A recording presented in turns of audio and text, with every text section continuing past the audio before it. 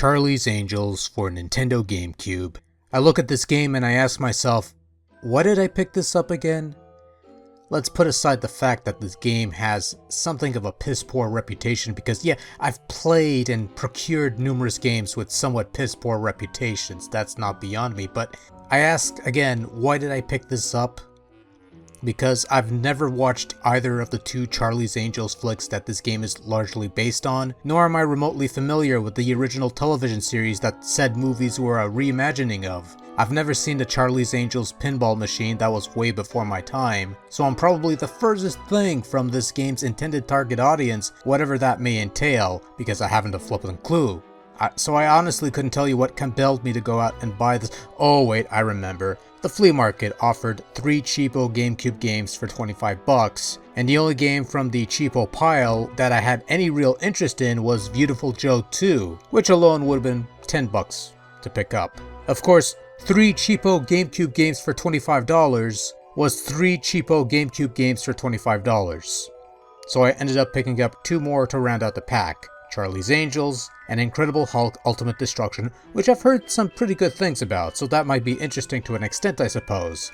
Oh, and by the way, I ended up paying $15 for the Trilogy of Cheapness, so that's 5 bucks more than just buying a $10 GameCube game. Actually, that's 5 bucks a game, so I guess it's kind of a good deal, kinda, sorta, maybe somewhat. You honestly don't care, and I might as well get this padding over and done with, so let's get to it. So the story behind this Charlie's Angels video game that's based on the movies based on the television show is that someone causes a momentary blackout in New York, and though it only lasts a moment, it's apparently enough time for the villains of this game to steal the Statue of Liberty.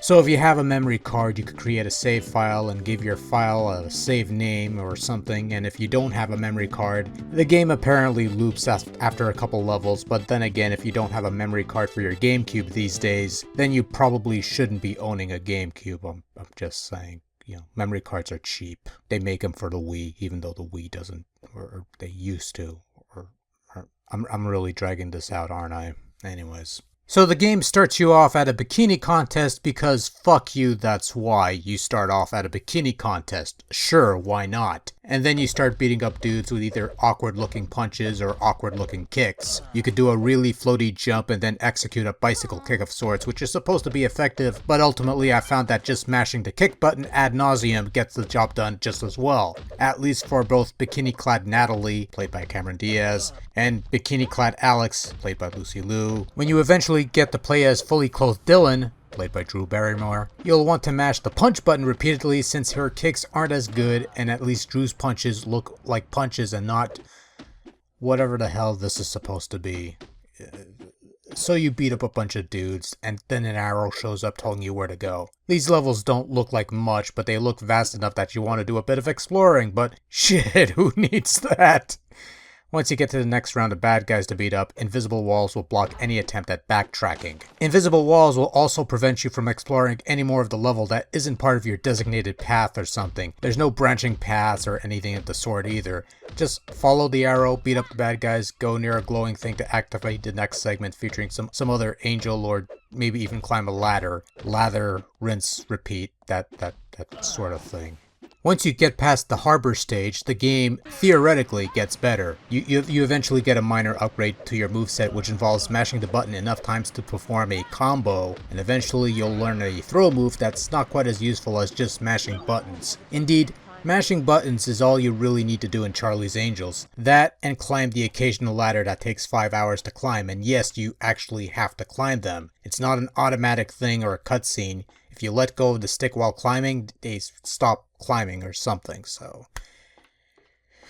The problem with Charlie's Angels is the same problem that befuddles any mediocre beat-em-up brawler type. You're constantly doing the same thing over and over and over and over and again over the course of about the 3 to 4 hours it takes to beat this thing. Other than the skins, the locales, and the clothes worn by the angels, which includes something less revealing, nothing ever really changes. You meet a bunch of dudes, you mash buttons, you find more dudes, you mash more buttons. It's exceedingly tedious, even when you're given slightly more tools to work with, like melee weapons you could pick up, or box things that you could kick at people, And you know what, let's just get it out of the way. Beat 'em ups are inherently tedious because you're always doing the same thing. But the good ones usually have an element or two that makes it interesting and fun to play, and less tedious. The bad ones don't have any of these interesting elements and as such feel like chores to play through. Charlie's Angels falls firmly in the latter category. The one gimmick that Charlie's Angels does have is the Angel Time mode. You basically beat up people until this meter under your health meter fills up and starts glowing red. Once that happens, you press the L trigger and everyone starts moving slowly, or just slow, which gives you an opportunity to beat up dudes who are moving as slow as molasses. The problem with this gimmick is that it feels like an afterthought more than anything really special or worthwhile. Not for nothing, but when you have a super gimmick thing that's supposed to give you an advantage and a really heavy one and it's supposed to be special, there's usually a special effect denoting the specialness of said super gimmick. Angel Time has no special effect, instead it feels more like a special defect, which is fine if you're playing Hardware Wars the video game, but not necessarily anywhere else. Now that I think about it, I kinda wish I was watching Hardware Wars instead of playing this game. No one's gonna get that, why do I even bother? Charlie's Angels tries to give you additional objectives by having you look for film reels and blue things that I think are supposed to be cell phones that will unlock bonus material such as the in-game cinematics, some movie photos, and even the trailer for the second film. But due to the nature of the invisible walls mechanic, if you miss it, you can't go back for it without restarting the level or maybe even the whole game. The game teases exploration with the various rooms and things, but doesn't really offer that freedom because of the invisible walls that spawns out of nowhere and prevents backtracking. Maybe if it did, it'd be slightly less boring.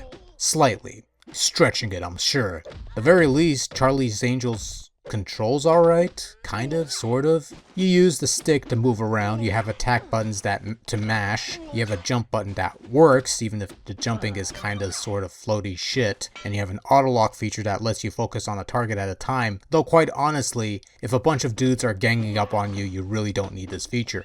Mashing buttons works just fine. The game boasts 3 difficulty settings, and I'll tell you what, I'm wondering if I should have played it on hard because the normal difficulty is a walk in the park, whether it's due to the tedious gameplay never changing, or the constant dropping of health pickups and extra lives. This is one of those games that seemingly doesn't want you to stop playing and just goes lightweight on you. I suppose you could play it on hard and hope it'll be more challenging, but more than likely, they'll just toss more bad guys at you to mash those buttons at or something. I don't know. Once is more than enough for me, and for a game like this, maybe the lightweight difficulty is adequate, I don't know. I'm probably missing something, but honestly I don't care. Because let's be honest, if they don't care, then why should I?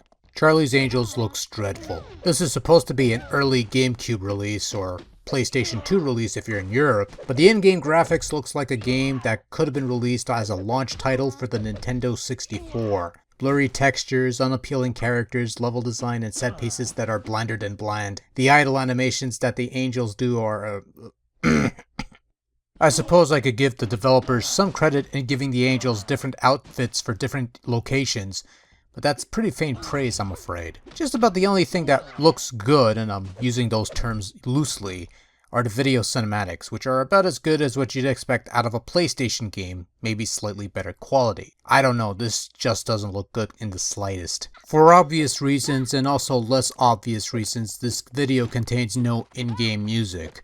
While Charlie's Angels does have a soundtrack including a couple actual songs from actual bands of sorts, it's actually not all that great. Some droning porno-esque music here, some generic light rock tune there. The overall tunes in this game is as tedious as the gameplay, and the sound effects are seemingly stock. The game does feature the voice talents of Cameron, Lucy, and Drew, reprising their roles from remake movies. This point is proudly advertised in the back cover, and it's safe to say their performances here sound a bit phoned in. Almost as if they did one-line readings and that's it for the day, give them their fucking money. Can't say I'm surprised actually, considering the subpar nature of the rest of the package, but I don't know. Overall, one word comes to mind when describing Charlie's Angels on Nintendo GameCube: boring. It's somewhat functional to a certain extent, but also severely limiting and tedious. It works in a way that there's some base to make an enjoyable game out of, but a base is all you're getting and not much else. There's no variety, no rhyme or reason, no real incentive to spend any extensive amount of time on this thing. If there was an ounce of care put behind the production of this game, Charlie's Angels could have been a somewhat competent, marginally enjoyable little game. But instead, it's dull, flat, lifeless, boring, and guaranteed to kill off any and all erections instantly. Overall, if you want a good game based on Charlie's Angels, just look for the pinball machine. I'm sure someone has it stored away somewhere.